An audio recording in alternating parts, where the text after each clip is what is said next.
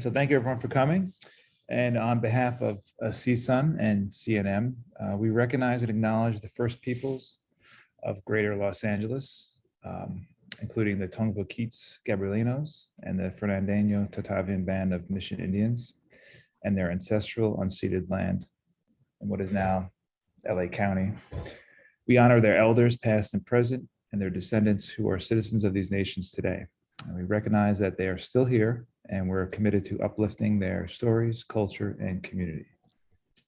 Thanks. Beautiful. Thank you so much for that. Okay. So, yes, Alexis, you are. Oh, thank you.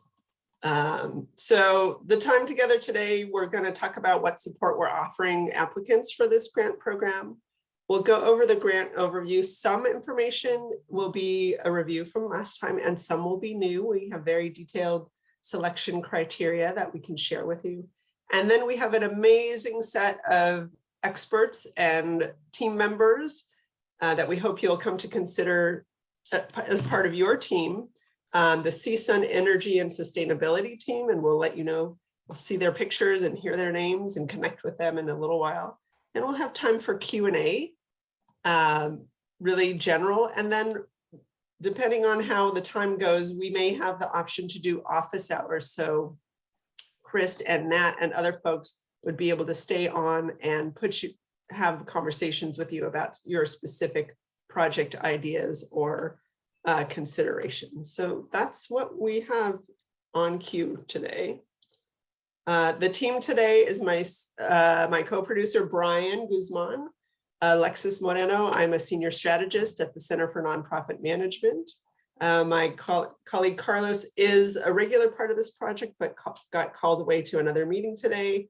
And we have Natal Zapia, the Director of Institute for Sustainability at Cal State University Northridge. And we have Chris, I'm going to practice again your last name, so correct me if I'm wrong, Kachikian. Perfect. Professor of Civil Engineering and Construction Management. How did I do? Perfect. Awesome. Excellent. And then our special guest today, we have Austin Erickson, the Director of Energy and Sustainability at CSUN. We have Colleen Barsley, the Manager of Energy and Utilities, and we have Sarah Johnson, who's the Lead Sustainability Specialist. Did we have Nico join us after all? No, he was not able to make it today. Got it. Okay. Excellent. And so we just wanted to do a check-in. It looks like everybody on the call is in their second session with us, but if you can take a moment and put in the chat or speak on mic, if that works for you at the moment, what were you hoping to learn today?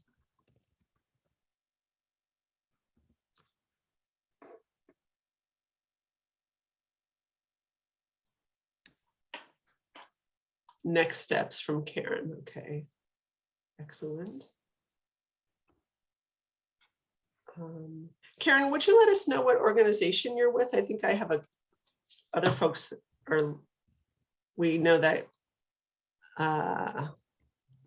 Shantae from Niles Foundation is new. We have Mike from Campbell Hall for the second time with us, and Karen is with us for the second time. Okay, got it. And Mike is asking about the boot camp. Mike, you're in the boot camp. Haven't given you your boots yet. To the right place. Yeah. And Shantae wants to know about the application and getting expert support. Perfect. Okay. And Karen is Campbell Hall as well. Excellent. Thank you for that. So we'll talk a moment about what is this boot camp we've been referring to. We joined with Cal State Northridge and LADWP to really help broaden the group of organizations that apply for this funding source, the Community Emission Reduction Grant. DWP was very clear with us, and we were very clear on our strategies to making sure that organizations that are entering this field of work have the support they need, because it is technically rigorous in a way that not every other grant is. So making sure you have support for that. We will have grant writing support for you.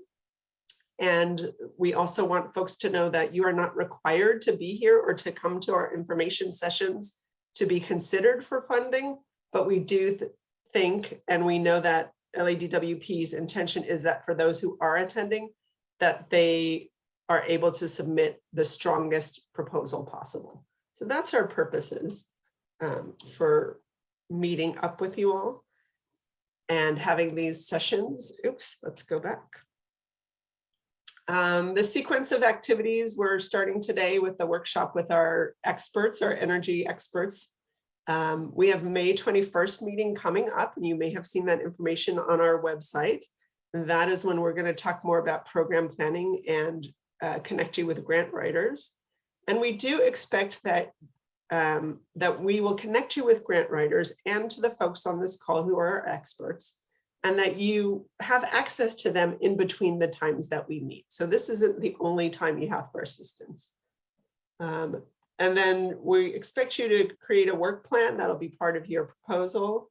We will have and it's sort of homework between the May 21st session, and the workshop on program evaluation. And then the application is due to LADWP on July 15th. So it's a very compressed timeline, but totally doable. So what are the commitments that we're making to you and that we're asking you to make to this process? For applicant organizations, attending the workshops, coming prepared with your questions and any information or homework completed that we need to be able to take the next step with you. Of course, you know from your other efforts in your work that anytime you're doing a grant proposal, it takes staff time, it may take other resources. We are providing some assistance with grant writing fees, but you may need to add on your own depending on what the scope of work you would like the grant writer to complete is. And again, we expect that you will access the team of supports, myself, grant writers, our CSUN energy experts, as you need them to get you through the application process. Let's go back for a moment. In terms of the grant writers, we are contracting with some grant writers, and the agreement between, there will be an agreement between the organization and the grant writer. We'll ask you to sign an MOU, and depending on the number of organizations we have applying, that's going to change the scope and the number of hours we make available to every applicant. So as we come together the next time, we'll have more solid figures for you. But just to let you know that it's just an amazing opportunity that we have to actually pay for some grant writer time for applicant organizations. This is the first time in my 25-year career in nonprofit capacity building that I've ever seen that offered. So I'm really pleased to be able to do that and to be able to share more details with you as we move forward in our process. Yep.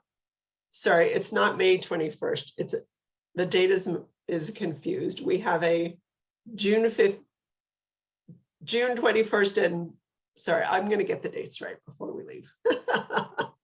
Sorry, I thought we corrected that. That was my oversight. So before we move on to the next session, any questions about this piece here, the resources and commitment?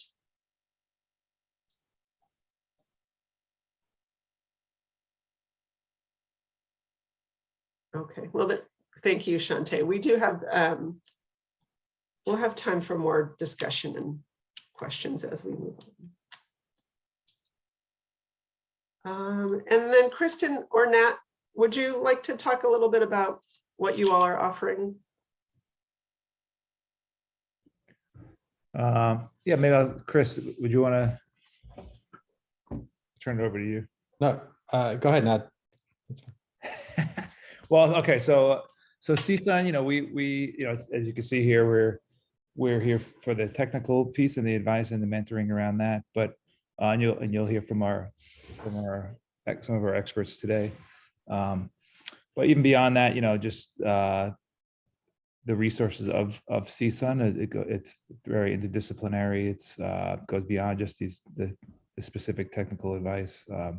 We've had extensive experience working with community partners and nonprofits and deep networks around that. As you all probably know, CSUN is an anchor in the San Fernando Valley, institutional anchor, and throughout the county. So we'll be leveraging those kinds of resources as needed and on a case-by-case basis as well. So this is kind of our role is organic in that way, as well as very directive. So I don't know if Chris, you want to add anything to that or that.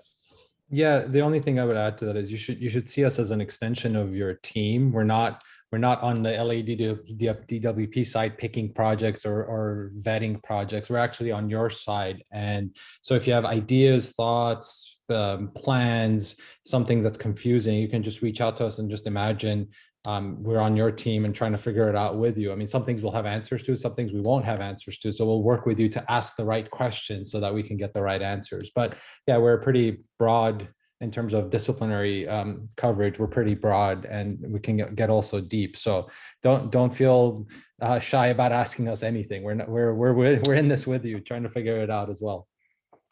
Thank you for that. And just a reminder that we don't have LADWP on this session today, so that you can feel free to ask any question you need to ask without worrying that it's going to bias the selection process. And we are in touch with them regularly to answer questions.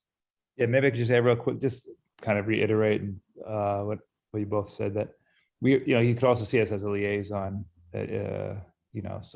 or translator, or however you want to think of us in terms of vis-a-vis LADWP. We are independent of them, but we are able to kind of ask questions that help you all refine your applications and also help them think about the RFP process as well.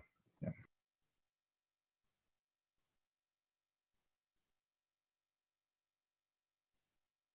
Excellent. Thank you for that. All right, so I'll share some of the slides again from last week, just to reiterate, last time we were together, it feels like last week. The Community Emissions Reduction Grant Program is a grant program from the LADWP. I believe this is the second or third funding cycle that they've done on this grant program. And they're really eager, as I said, to reach a broader set of organizations with this funding.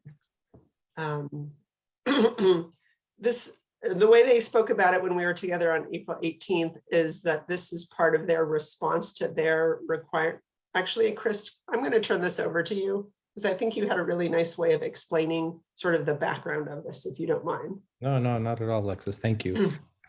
So yes, this is in response to a council motion 18A, and we can share that with you if you need to. But this is part of LA's Green New Deal, and a number of agencies have been tasked to expend some large sum of money over the next few years to transform the Los Angeles landscape when it comes to certain things. So in this particular case, it's to get 50% of the census tracts in these 4 council districts that we'll get into to get off of the CalEnviroScreen, to rank them lower on the CalEnviroScreen mapping program. So this is LADWP's way of partnering with community organizations and making local change that feeds into the overall change that LADWP is supposed to make, that feeds into the broader change that a number of different agencies are supposed to make in terms of greenhouse gas reductions.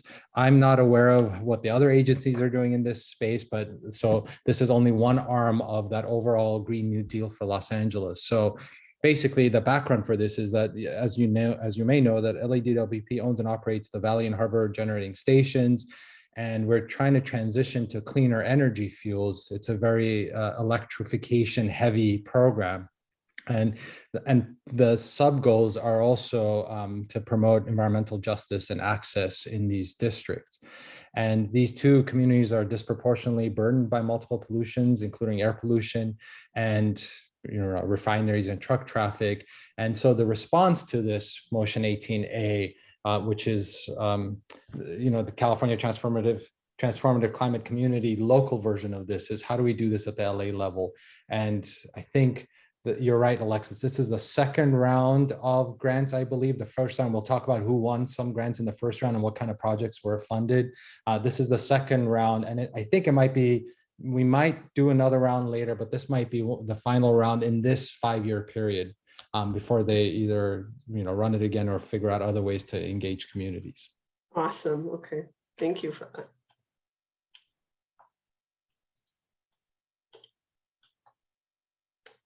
So their goals that they set out, they want to do emissions reduction, encourage electrification, as we heard from Chris, benefit the health of the community, educate the public on the benefits of EV transportation, and benefit current or future EV customers. And then as we get into the scoring criteria, you'll see how they're weighing each of these pieces of goals in terms of how they determine who gets an award or not.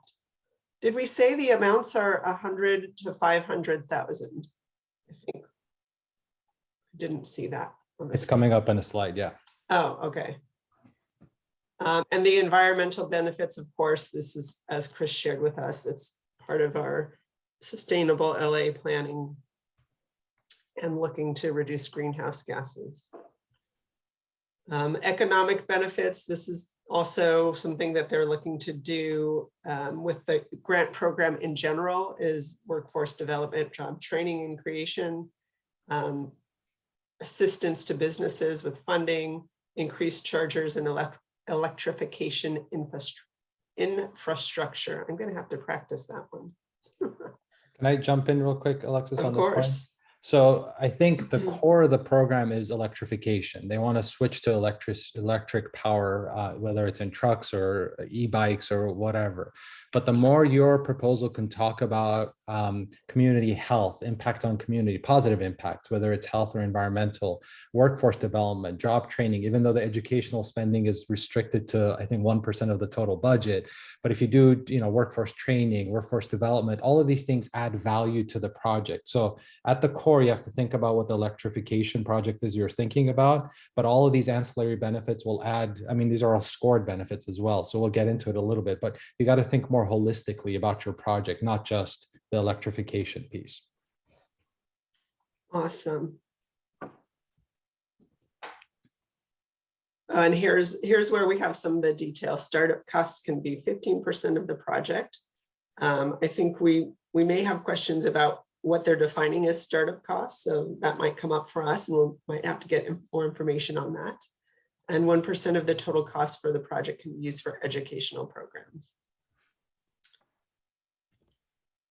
Potential applicants, we heard this last time if you were with us, nonprofits and public agencies. We also know that you may have partnerships in your community with groups that are not in this area, but if you are the lead agency or the applicant agency, and that you have to be a nonprofit or a public agency. And again, we talked about the council, the focus of this granting opportunity is council districts 2, 6, 7, and 15. It's a 3-year window to complete. The project applications are due later than we had originally was in the plan. So we will clarify exactly when that end date is so that you can have that as part of your project plan. I think this is where I get out of my pay grade and I need to turn it over to someone else. I can help here, Alexis. Just a point of clarification that the projects have to be located in those 4 council districts, but your nonprofit does not have to be in those council districts. That's right, as long as you're a nonprofit in the city of Los Angeles. Right. So the funding for this project comes from the cap and trade program, essentially CARBS, the California Air Resources Board cap and trade program. So all the calculations and quantification you need to do have to match the CARB standards. And we'll talk about that. And this is where we can help. The projects that are allowed under the overall big picture cap and trade regulation are renewable energy, integration of renewable energy, energy efficiency and fuel switching. I think My sense is they like the fuel switching aspect of this, but that's totally my own sort of injection of bias into this. I don't know. Energy efficient equipment, building retrofits, other anything that you can think of that can reduce energy demand, and infrastructure projects that include public or private electric vehicle infrastructure. We'll talk about some of the people who won this grant last time, and you can see the types of awards that were given, and any other sort of project that supports active transportation, zero emissions, public transportation. Although I imagine it sounds like a daunting challenge for nonprofits to imagine what public transportation may look like. So don't worry about all, these are big picture goals. We'll talk more specifically about what you can get funded for your program. And it's under the LCFS regulation, which is the low carbon fuel standards, and they must benefit current or future electrical vehicle customers somehow. So charging stations, electrification of your fleet, those kinds of things really work. Excellent. Hey, Chris, can I ask a quick question there, just to clear it up, clarifier? Is it the projects that they have to submit on are subject to both of those regulations, or one or the other? So well, we will talk about this a little bit. I think the most important part of this is that all the quantification for greenhouse gas emissions have to follow CARB standards. And I think what LADWP does is turn that around and submit it to CARB as they're meeting the requirements under these either one regulation. But I don't know if and I assume that's probably one of the criteria that they choose to pick the project is the ones that can very seamlessly plug into this sort of reporting requirement that they have to CARB. And they have language in there that says, you know, LADWP can check and adjust calculation. So I think the ultimate goal is LADWP has to report to CARB what's happening. And as long as you fit under that umbrella, you should be fine. Oh. And this is why we have experts. Excellent. So good to have you on here. Okay. So Mike, we have a very specific question. Well, I think we're nearly through the slides. And I see it there, and I'll make sure that we get to that. Chris, do you want to talk about this one, the grantees from the last time around? Sure, happy to. So you can see there's a range of different types of people who've been funded. So the LA Community College District is there, a bunch of nonprofits are there, and the types of grants from sort of top to bottom. The 18 cool roofs with photovoltaics was funded, 43 level 2 EV charging stations. And I don't know what internal services department is, but I'm imagining that's a government public sort of internal, I'm imagining they made it available to their employees, for example. The LA County Bicycle Coalition purchased 42 e-bikes. If you look at the bottom one, Pacoima Beautiful asked for labor and personnel costs for their donated e-bikes. So you may have something donated to you, but you don't have the bandwidth or the personnel to install it or use it. It looks like you can ask for some resources to help you implement any project that you have. What I would caution is just be very careful to not overreach here, because it's not a ton of money. And if this is not within your plans to do something at this scale, it might be a daunting proposition to take $200,000 and do it. So you have to think very carefully around what you're purchasing, how you're implementing it, you know, if it's an installation. And then I imagine you need to sort of capture community benefit as well. So there needs to be some follow-on activity to look at usage or whatever, however you're quantifying your greenhouse gas emissions. So Pacoima Beautiful sounds like they've got a bunch of e-bikes donated, but they just didn't have the capacity to install them or renovate them or whatever the issue was there. You can see the LA Community College District, third from the bottom, they electrified the boiler plants. And then it talks about landscape tools and outreach and education. We don't have the proposal, so I can't tell you a lot of detail here, but it sounds like the bulk of that was to the electrification of the boiler plants. And with that came some other sort of ancillary benefits, maybe landscaping around it and some outreach and education, even though that's limited to 1% of the total budget. So it's a variety of different things, but as you can see, all of them have to do with switching fuels to electrical somehow.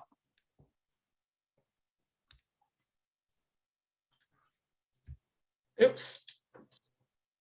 So here's where we get into the scoring criteria. It's 100 points for each application, and it's most heavily weighted. You'll see 30 points on estimated greenhouse gas emission reductions, and project outcomes at 30 points. What else? And I think, Chris, you were talking earlier about kind of what is the capacity that organizations have within both your organizational resources and the funding that you would get from this grant. So making sure that you're right sizing your project for your organization and the amount of funding that you're asking for, along with the other resources that you have available. The vision for transformation, this is where they want you to talk about how this really benefits the community and reduces greenhouse gases, and then 20 points for transformative elements. This is where they're both between the economic benefits and the community benefits here. This is where the proposals that we've seen that were funded were very clear about how they had determined needs, the needs of the community, how they were addressing the community. So that's important to consider as well. And then we can get into, you'll have this slide deck after today, and it will go up on our website. Shante, I see your question there. I'll make sure that we get to that also.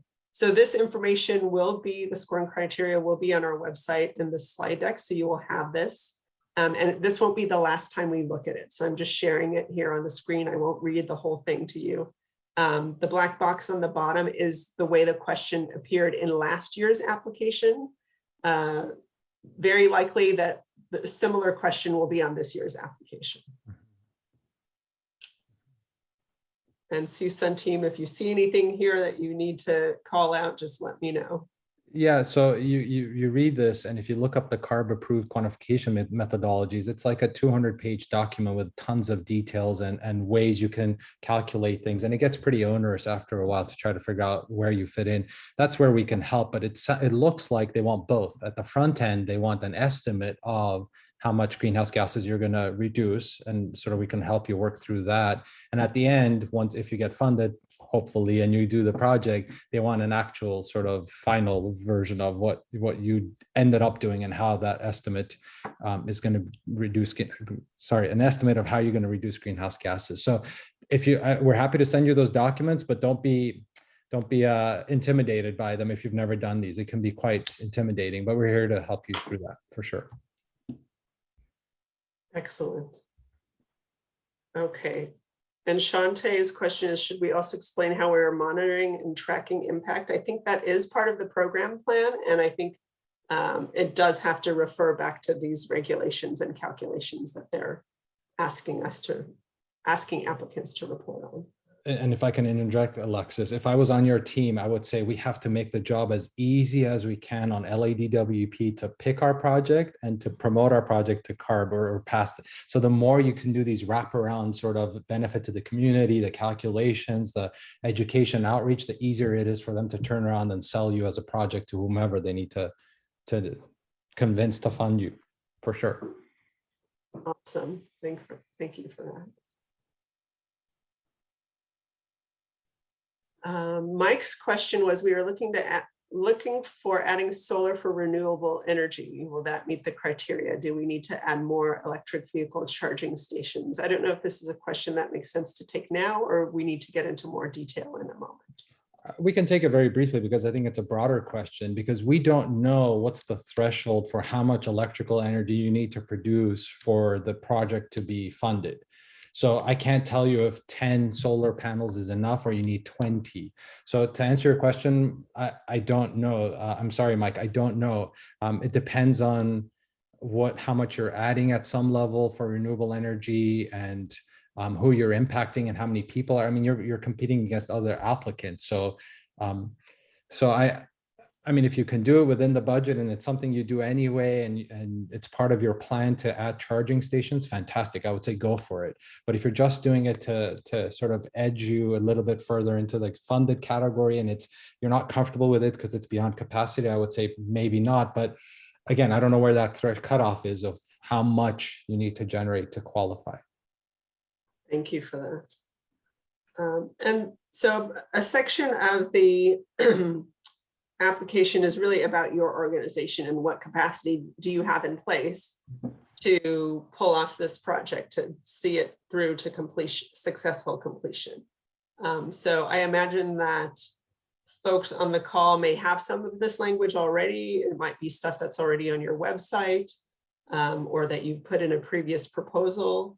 I think my sense here, and my CSUN colleagues can weigh in here, is that I think they especially will want to know if you don't have a track record of doing facilities projects. They're going to want to know who you're partnering with or what your capacity is to support these facilities projects. I got a head nod. Great. Excellent. And then again, transformative elements. This is where they want to know, what have you done to engage the community? How will the community be engaged on an ongoing basis with your project? Are there workforce development or economic opportunities? That's 5 points. And then, is your project displacing any community members? I don't know that so far in these conversations with applicant organizations, we haven't heard about too many kind of large scale projects that would be likely to displace folks. But if that does come up, they do want to hear about how you're handling that. And maybe you can talk about this, Nat or Chris. Oops. Wow. Oh, talking about the impact of climate change in the area and how the projects increase resiliency. Yeah, I think this is pretty straightforward in some ways. I mean, once you know the project and it fits all the other criteria, we can easily help you think through how to write this piece of it. I'm not too worried about this one, honestly. Excellent. Okay. And we have, I just want to do a shout out to Luis Luna, who joined us, and David Pinal. Some folks that have joined now. Okay. And one last slide on the criteria. This is really about the work plan, project design, feasibility, and implementation. One thing is important here is the third item on item 1, the applicant shows knowledge of how to execute project, including requirements like CEQA permits. So if you're doing any kind of installation projects that require these things, you have to talk about your either experience or your plan to get these, because some of these things, especially nowadays, can take a while and it can derail your project. Great, thank you for that. Okay, so this is where we'll stop for a moment. We'll check in with questions, and then we'll hear from our special experts from CSUN Design and Construction team, and maybe have you give a little bit of background on what the team does and the kind of transformations and DWP support you've gotten on campus.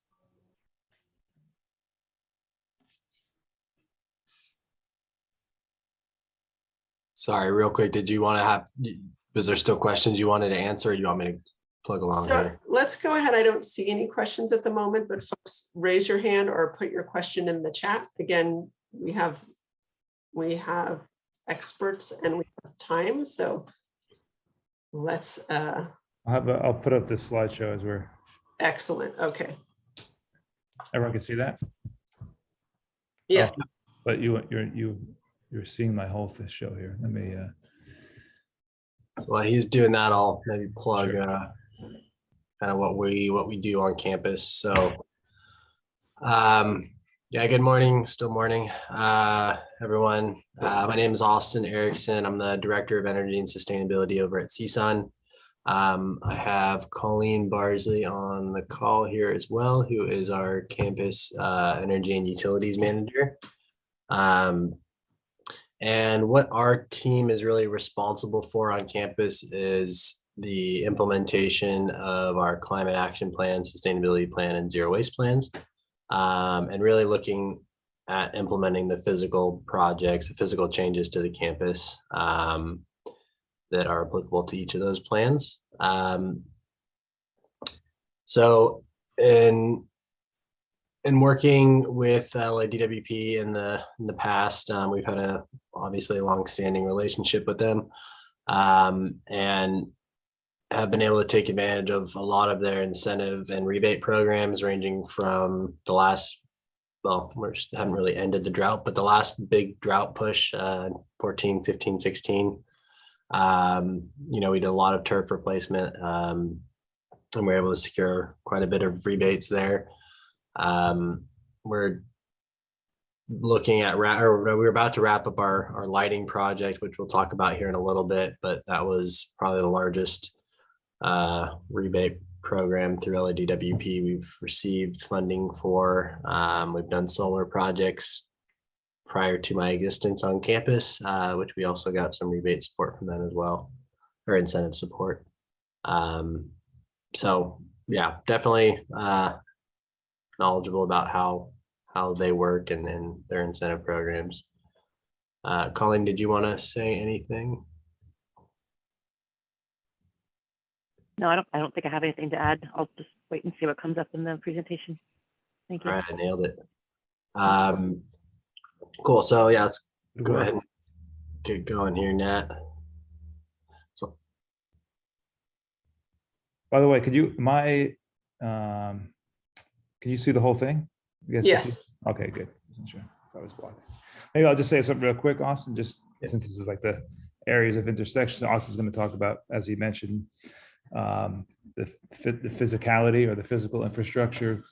But we are, sustainability at CSUN is a kind of a triad, if you will. We have what you're going to hear about today from Austin's team, and we, Sarah and I, are on the Institute for Sustainability side, which is all about the community and the curricular and the programming aspects. So just like many of your nonprofits, and these grants are going to have that intersection in there. And so we do that on campus. And then there's also associated students, which is more directly focused on student engagement and organizations and events are all around sustainability. So we all work together. We meet regularly, and it's a really, and on the sustainability plan as well. So it's just great. We're really honored and excited and appreciate Austin and Colleen coming today and sharing what they do. So, and these are some of the areas of intersection. As you can see, I just highlighted a little bit, around education, food insecurity, and Austin's going to talk about climate and energy and zero waste now. So I'll turn it over to you, Austin. all right. So I'll talk about these, but I'll also talk about EV charging. So I don't think that was in here, and I think that's probably a big focus of this grant. At least it seems like it. So the first one you see here is a fault detection diagnostic system. So this is a program we just finished launching about, a couple of weeks back. Essentially, it's a software solution that sits on top of our building management system, which is the system that controls all of our heating and cooling on campus. And while the program in and of itself doesn't have a greenhouse gas savings, what it does for us is identifies issues that relate to performance issues with equipment, which relate to energy loss or inefficiency of the program. So that will end up saving electricity, which would be greenhouse gas emissions. It's still really new to us on campus, so we will be tracking that more closely as the time moves on here. So the graph there on the right isn't so much of a project, just kind of a general scope of where we're at as a campus and our greenhouse gas emissions. If you're familiar with our campus, we're a pretty large university. We have about 40,000 students and about 5,000 staff and faculty, a majority of which who commute to campus. So you see our commuting scope 3 emissions there. It's the green bars, pretty high. It doesn't look like those changes saved net, so I don't remember the numbers off the top of my head, but you can trust me that our emissions went down significantly during the last 2 years due to the pandemic and the campus being relatively unpopulated. And that was primarily due to their commuter footprint shrinking dramatically because of telecommuting and telelearning.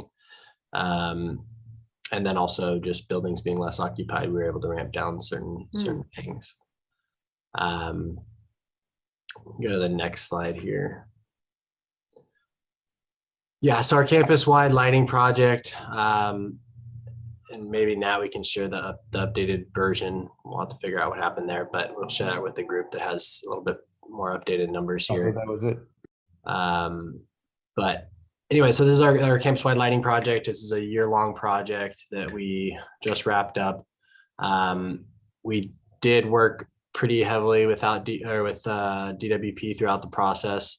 And I believe the total project cost was about 1.6 million to the campus, and the rebate, the incentive from LADWP was about 1.9 million. So the total project cost was around 3.5 million. So pretty substantial contribution to this project from our good friends over at LADWP. The slide that you're not seeing should have said 33 buildings have been completed, 46,000 lamps, and I think it's 2,200 metric tons of greenhouse gas emission savings per year. And obviously there's pretty substantial utility cost savings there as well.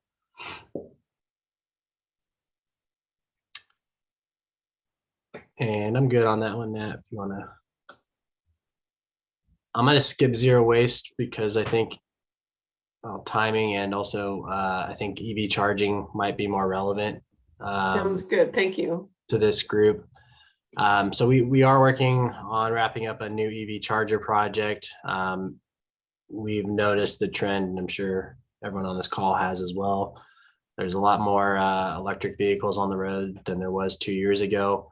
As a campus, we were pretty behind on the EV charger infrastructure. We only had 29 chargers on a campus of, again, 45,000.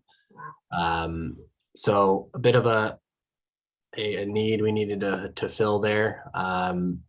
So we ended up working with Chargy, who is a local LA-based company, and we have essentially tripled our EV chargers on campus in a matter of about 6 months or so. We now have 90 EV chargers, and they're smart chargers. We're able to track the consumption and the different users that plug into it, not like their identity, but their quantity of unique users, as well as turning a program that was an unfunded kind of failing program into a program that we are now able to retain those LCFS, low carbon fuel, LCFS standards, the credits from that to help support that program long term. So that's something to think about if you end up doing EV chargers. That is a program that runs to, I think, 2020 or 2030. So there is some income on those EV chargers that you can use to help support that program. And I'm going to stop there.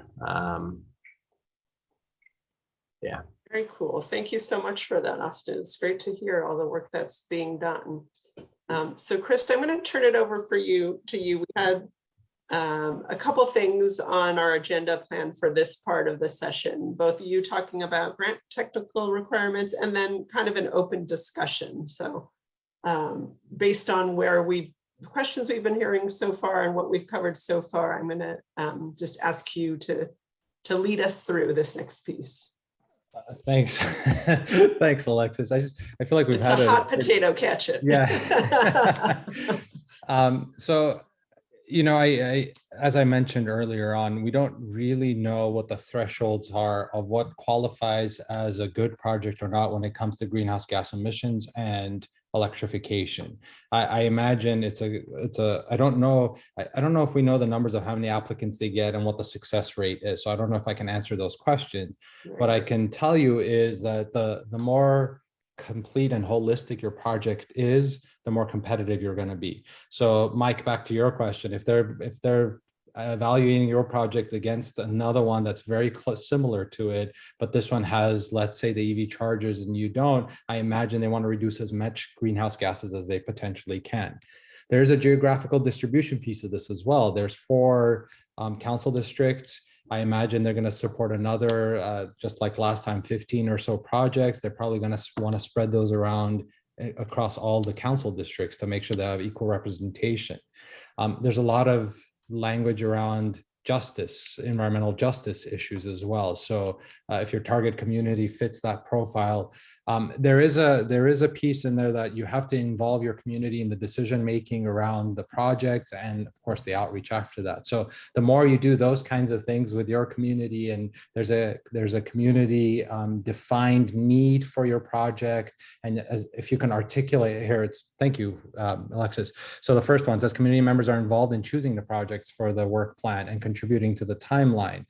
The second one, applicant includes methods for updating community members on the project status. So this is very much community focused. You probably already do this, but you need to explicitly articulate it in the grant that this is how we're going to take stakeholders, or we've heard from our stakeholders, like Austin just said, we have many more EV cars on our campus than we had chargers for. That's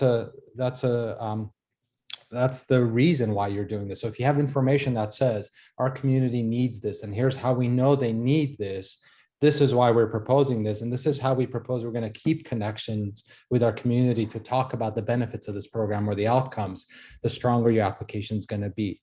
I was going to talk a lot about sort of the technical aspects of how to do the calculations, but I think that's secondary. I think we're at a space right now that we need to really think about what your organizational capacity is, what your needs are, what your project is.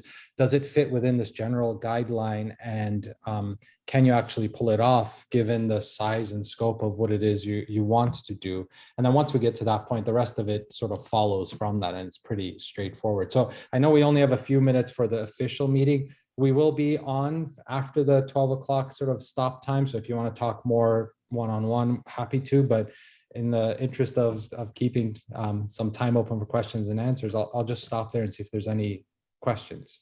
Beautiful. Did we scare you sufficiently enough?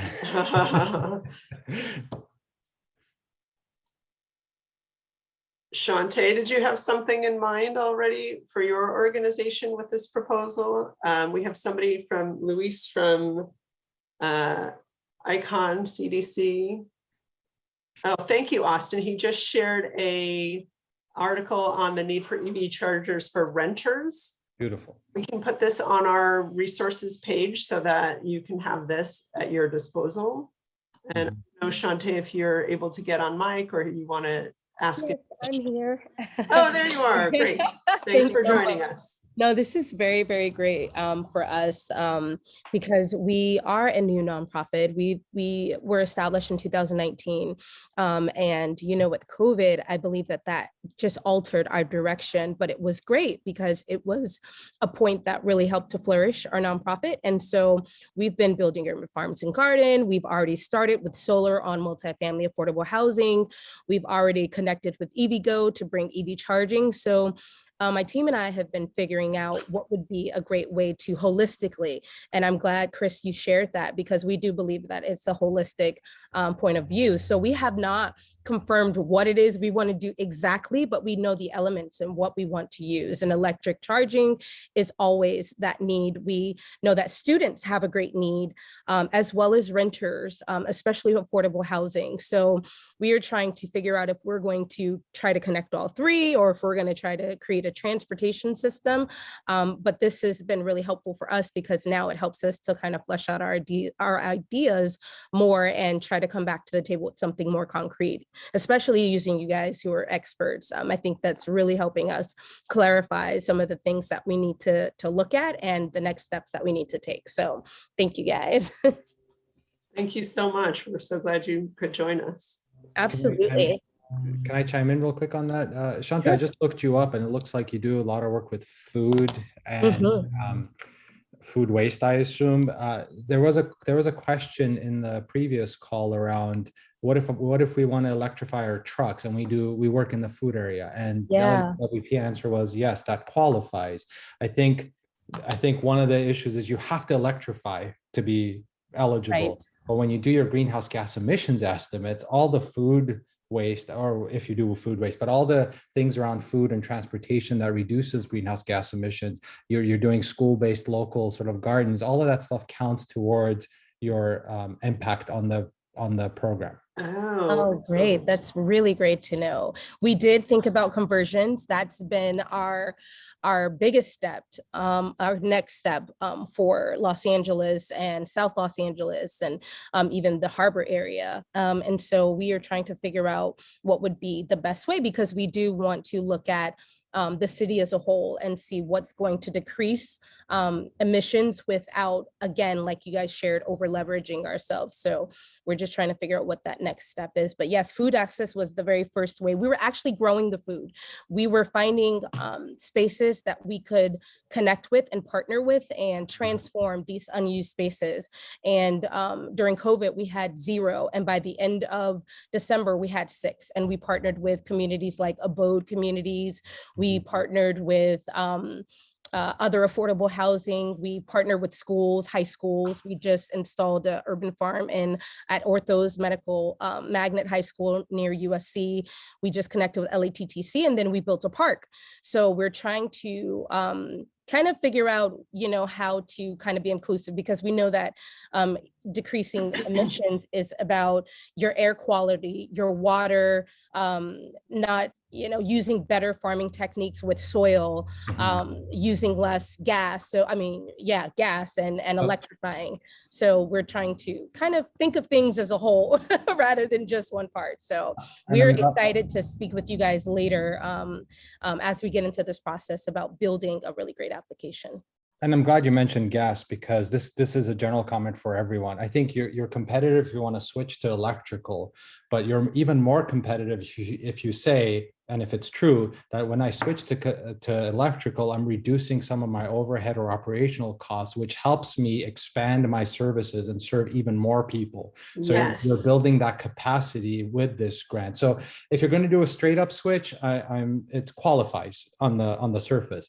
But if you can use this as a way to increase your capacity to serve more people and have a bigger impact, you will score higher points. Yeah. Thank you for that. And we do all drive electric. And so we are definitely going that direction. We did a testimonial with EVgo, and we have been trying to figure out how to strategize with EVgo even more within Los Angeles and deeper into South Los Angeles, the harbor areas.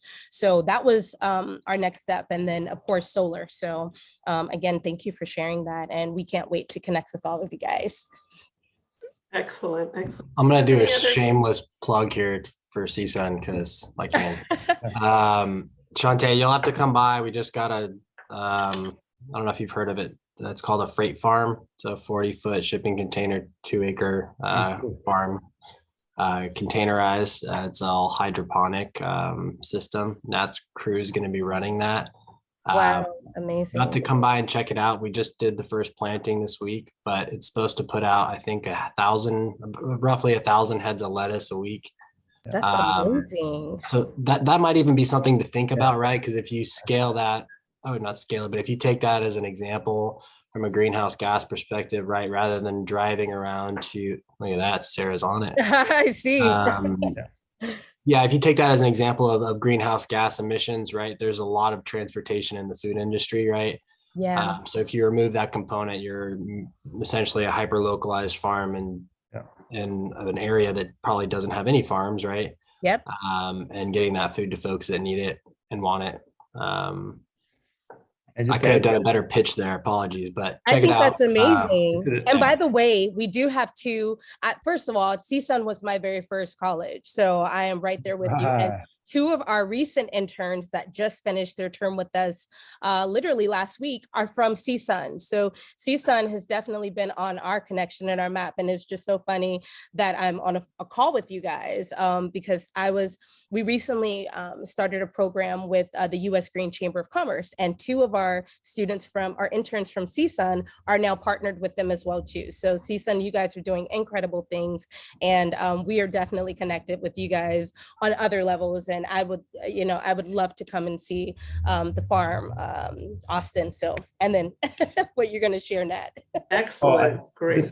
I was thinking before Austin jumped, I was going to shamelessly plug. Shameless here at CSUN. Yeah.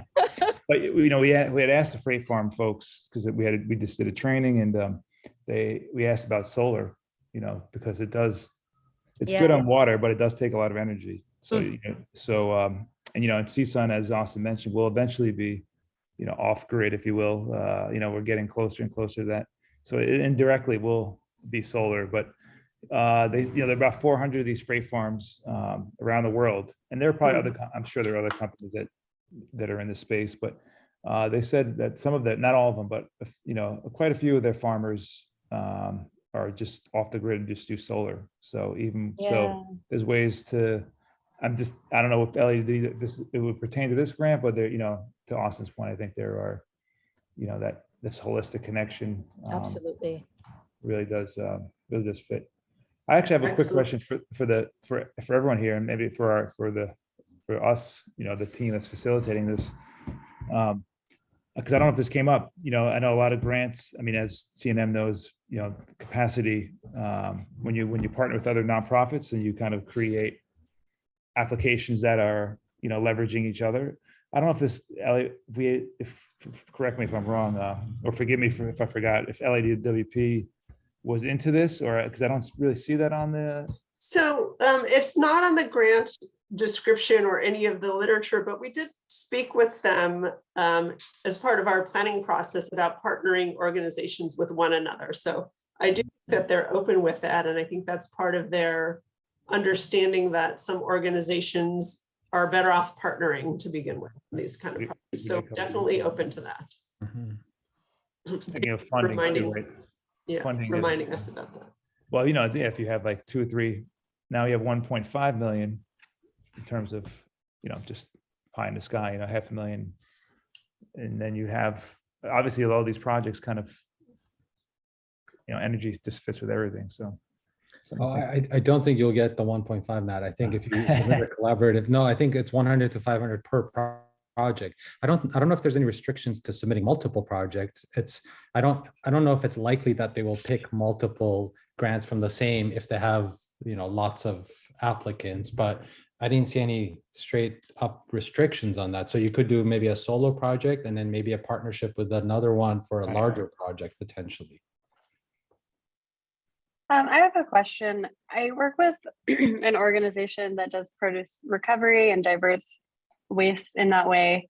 We just recently finished a net zero study with a third party and have some great recommendations for things we can do, including electrifying our fleet, which is something that we have in mind. We have funding for our first truck right now and are going to kind of pilot with that. But there are it seems like this grant application is really targeted towards electrifying our fleet and creating charging stations. We also have recommendations for things as small as building a water filtration system in our own office to reduce our emissions. And I think there's, probably some capacity building we could talk about with that too, but just curious your thoughts on if creating an application for a full package like that is something you think that might be attractive to these funders, or if this should really just focus on fleet, if that's something we're working on. I think there's 2 things you need to consider. It's one, how much does this increase your capacity to reduce greenhouse gas emissions? And how much does it increase your capacity to engage with the community and have community benefits, whether it's workforce development, educational outreach, and so on and so forth. So I don't really know the details of what you run and how you do things, but if this helps you be more efficient and reach out more and have a larger impact and not only reduce your footprint, but also help other community members you work with or organizations or whatever projects you do reduce their footprint, then I would say, yeah, it's totally up the alley. But if it's limited to only you guys reducing your greenhouse gas emissions, but doing business as usual, I'm not sure you would be super competitive with that. But again, I don't know the answer. This is just me being on your team saying, we need to do a little bit more, but we're happy to ask the question sort of in a more generic way. Is this okay? Or are you looking for building capacity as also part of this? Does that answer your question, Sarah? Yeah, that does. Thank you. It's helpful.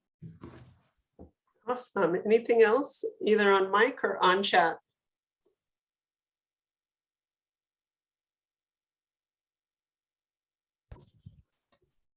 Yeah, I actually have a question. Sure, David, we can not hear you Sorry. very clearly. Can you hear me now? That's better, yes. Thank Great. you. So I actually had a question about, in regards to eligibility, and just to provide a little context, the company I'm working with for is currently accelerating the electrification of heavy duty freight transportation. So, all the trucks that work out of the ports, and we're basically providing a solution for these trucking companies to adopt electric trucks at an affordable rate. And this would translate to a significant reduction in NOx and emissions in the Harbor Valley region. And so my question, and at the same time, we're deploying and developing charging stations for these trucks. We have a project around the Gardena area that we're working on, and my question is really, is a company like that able to partner, with an organization, 501c3, in order to, basically work on that effort to, to receive that grant?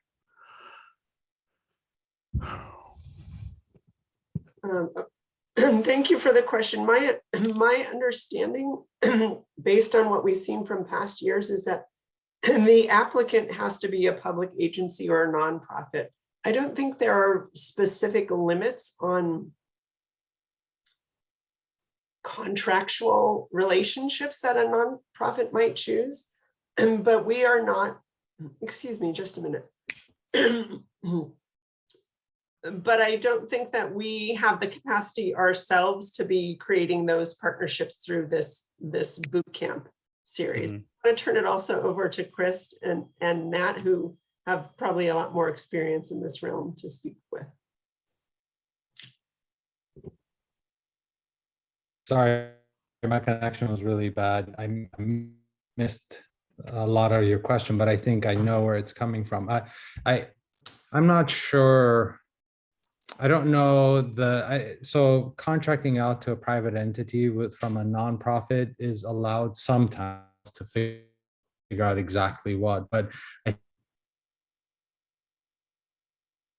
oh, you're freezing on us.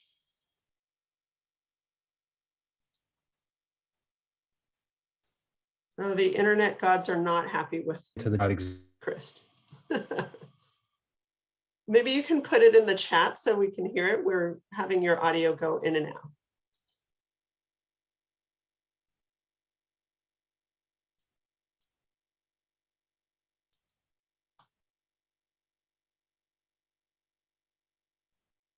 I think we've lost him completely.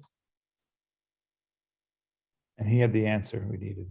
Yes, exactly. Darn it. Oh, right. Brian says, maybe try turning off your camera, Chris, and that might give you a little bit more bandwidth to work with. He actually rejoined, I think, from a separate account right now. Excellent. Thanks, Brian.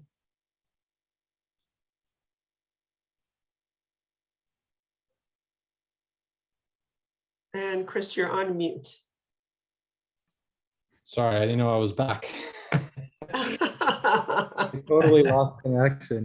I'm sorry. Are you still waiting for me to respond? Yes, we didn't hear most of your response, unfortunately. So what I was saying is usually with public agencies, sometimes it's completely disallowed to go to a private entity. Sometimes they allow a sub-award to a private entity to do certain things that a nonprofit can't do, but those are also restricted. Like if it looks like 100% of the money goes to a nonprofit, but 90 goes to a company, obviously that doesn't look good. So the question for you, David, would be, in what capacity can you partner with a nonprofit to provide your expertise, your services, your products, whatever it is that you do, without essentially killing the budget? Because heavy fleet work, I imagine, is quite expensive, and the budget here is quite limited. So, I mean, if you want to donate and take a tax write-off, I'm sure people would accept. So I don't know exactly how to answer the question, except that we were.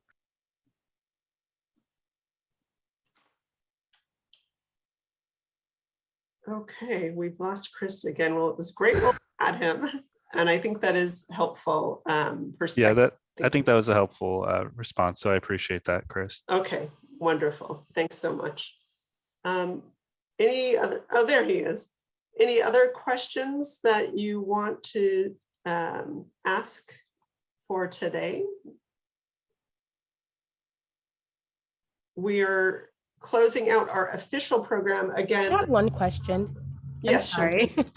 Okay, so in the future, will you guys give us guidelines on how we can start planning? I know you shared a timeline, which was great, about planning and creating a plan. But as far as getting access to expert information, is there some sort of schedule that we'll have, or some sort of how to do, or will you provide information on contacts for us to kind of establish that? Excellent. That's the exact question we were prepared to answer at this moment. Great, thank you. So Kristen, Nat, we have spoken about in our planning process to have that you can have access to the experts here. So we'll talk about, Kristen, Nat, how we want to share your contact information, whether we want that to be on the public facing website or we just send it out to folks who are at this meeting. We'll talk about the best way to do that security wise. And I know that you both have talked about having some dedicated time in your schedules that you can have these individual conversations with folks. So I don't know if you want to add anything to that. Yeah, I think we'll have Shanti to answer. There'll be some obviously the contact info, but also times are available. But feel free to there's also the kind of informal, or again, the organic nature. Like for instance, your interest aligns with your organization's interests align with a lot of what we're doing already right now. So getting in touch with us right away, and we could have some conversations, and that will help us get into more of the one-on-one. Oh, I should connect you with so and so, and then so some of these will be networked after. We can connect you after some more initial conversations, and then there'll also be the formal office hours, if you will, that we'll have posted on the CNM. It's a little bit of both, I think. But yeah, feel free to get in touch. You could email me right now and we'll set some up for next week if you want to start talking. Sure. Did you want to put your email in the chat? Sure, yeah, that would help. Right. I'll do that now. I'll put mine as well in case. Sure. And as you mentioned, we'd love to have you. One more shameless plug for the Freight Farm. We'll give you a tour of all the other things we're doing on campus as well. So we could do it in person or Zoom. That's that goes for everybody, of course, too.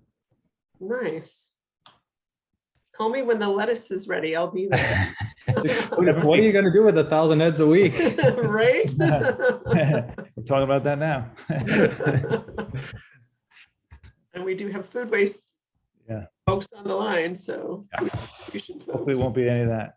Right. This one. I'm also putting in case you haven't seen it already, the link to our website where we will be updating information and contact information and event information, including the correct dates for the later in May session.